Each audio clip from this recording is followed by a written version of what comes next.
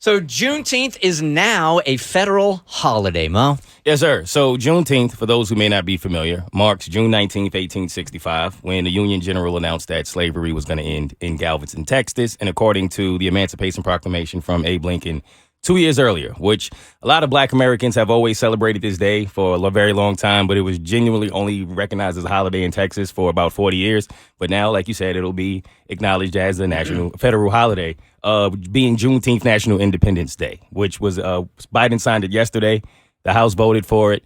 It was pretty much unanimous. There were 14 Republicans who voted against it, which, in my opinion, kind of marks the entire big picture of the situation. Like, a lot of black people struggle with this day because do you celebrate it? Do you not? How do you feel? And me, I've always felt torn, to be honest, as a black man, because you celebrate it until you really think about what you're celebrating, right? Like, you appreciate the fact that slavery had ended, but of course you think about the fact that there were so many slaves who were free for 2 years and had no idea. And, you look at the fact that there were 14 Republicans who voted against it.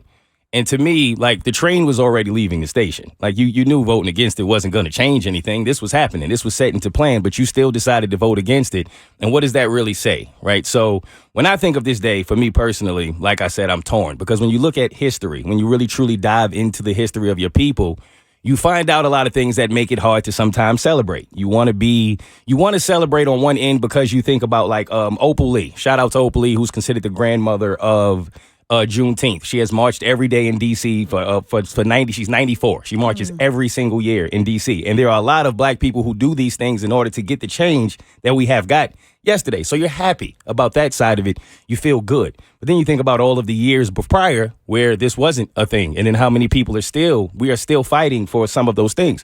And one of the things that really bothers me a lot when you hear people say, well, it didn't happen to you. It happened to your ancestors, right? Like, y'all, it almost like you're still holding on to this kind of thing, not realizing that a lot of the things that trickled down from slavery and from segregation, we're still dealing with today, right? So when you read the second line that says, we want absolute equality, that's what it says. You would think, to me at least, when you think of the term equality, why do you even have to add absolute? Equality should speak for itself. But the absolute equality that we were granted at that time, we are still fighting for it today, Kristen. Well, for the people who say it didn't happen to you, well, then I don't think you were there at the signing of the Declaration of Independence or, when we finally got our freedom. So that means you're not allowed to celebrate the 4th of July. I actually was there. Oh, you were? Yeah, it was lit. I'm the only one that can really celebrate in this room. Just imagining you one of those powder wigs now, a little curly wig. So it's, to be honest, like I said, it's you're just torn, man, because I know for me specifically, like, when you start to really dig and do the research and look at what your ancestors were forced to go to, right? And, like, we are obviously out here fighting with everything we have in order to make it that they didn't go through what they went through in vain and to use the strength and the opportunities that they never had. But sometimes, I don't know if this is just a me thing, but when I start reading about, like when I really started to dive into Juneteenth and things like that, I start to feel a bit guilty. Like, why was I born when I was born? And then slaves were born when they were born. And they had to go through what they had to go through and be enslaved and live the lives that they did simply because they were born at a time when it was, you were enslaved for simply being black, for being the color of your skin. And you think of all of the things that are afforded to us today and what we don't have to go through, right? And it's like, a part of me I just had this guilty feeling. Like, wow, like my ancestors what life did they ever really have? What did they get to really experience in their time here on earth? And it's like, you want to do everything you can today, and you still have to do those things with hands tied behind your back because so many people still look at you like, well, you got it all. You're not going through it. You weren't there, as they say. So there's a guilty feeling involved. But there is a feeling of a change is going to come. It's one of my favorite songs ever by Sam Cooke. A change is going to come. And then you do want to celebrate the fact that a change is here and that change is happening. So it's always I've always been torn on it. But I like I said, I think for the women like Opal Lee who have put in so much work and so all these years to kind of see this day happen, where this day will now be recognized as a federal holiday, is a really big deal. And I'm excited for it to happen. But at the same time, I'm humble in what my ancestors had to go through in order for us to get to this moment. When you're talking about change and you're encouraged by the change, yet you're also feeling a little conflicted by the history, isn't the fact that this is now recognized as a national holiday part of that change that gives you optimism rather than giving that the 14 that voted against it any kind of power whatsoever? Well, you know what it is? It's like you are excited about the change in itself, right? When you see it for what it's worth. At the same time, being black in America, you have to think about what is the cover up now, because sometime when you give us something, you in behind the scenes, you know what I mean. You give us a lot of things we didn't ask for. Now It's like a distraction. It's a distraction. Look at this over here, and now we're not going to fix all of these things that we've been actually asking you to fix. And that becomes the issue. We asked you to stop killing us, and then you want to talk about you putting black people on The Bachelor. That's not what we asked for. Yes.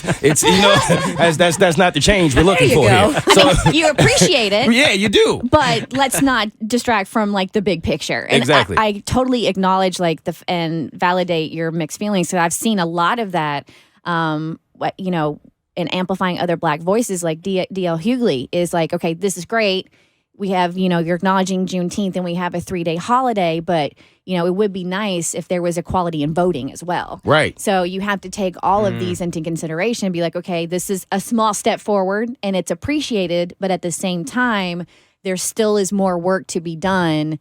And, this 3-day weekend and this acknowledgement is nice, but there's other things that are just as pressing, if not more. Yeah. It's kind of like, I hate to give a sports analogy, but it's like when you celebrate the victory. You want to celebrate the victory, but it's still a lot more work to do. This is coming on the heels of them wanting to not even have race talks in schools anymore because they feel like being informed is somehow going to cause division, when I think it's the complete opposite. You know what I mean? So you accept it, you appreciate it, but there's always going to be that part of you that understands there's still a lot more work to be done. But I think it's a beautiful teaching moment. Like if anybody is, getting that today off as a federal holiday for Juneteenth, and we talk about this when you get the day off for MLK Day, it's like talking about critical race theory. Today's a day for education. So just take a moment out of your day to acknowledge Juneteenth and what it means and what it stands for and educate your kids. 100%, especially if you're off, because y'all hear me in here talking. I am at work, okay? So you got to do it. Sorry about that. We walked into the building and we're like, wait, were we?